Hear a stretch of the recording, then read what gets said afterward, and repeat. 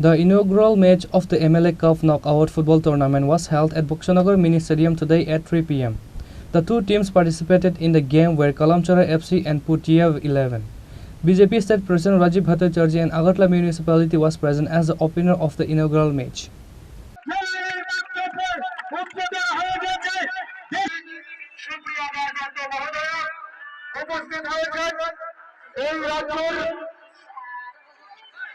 সভাপতি রাজীব ভট্টাচার্য মহোদয়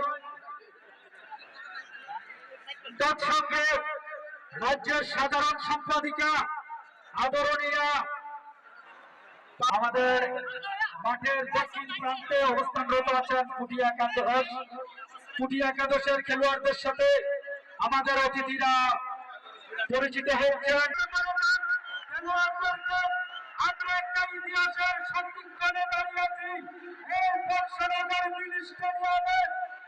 Today, this inaugural match was played despite the heavy rain in the presence of thousands of spectators. Corporation Mayor Deepak Majumdar, BJP State Member Papiya Datta, Sipahijala District President Supriya Das Datta, Boxnagar Assembly MLA Tafuzul Hossain and many others were present. It is known that a total of 16 teams participated in the game.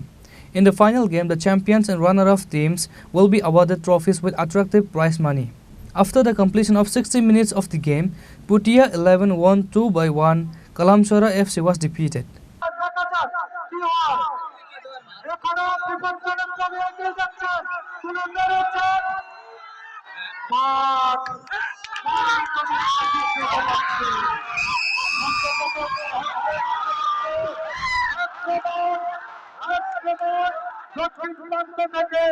Reported by Musharraf from Sunamura, Chini Khorang.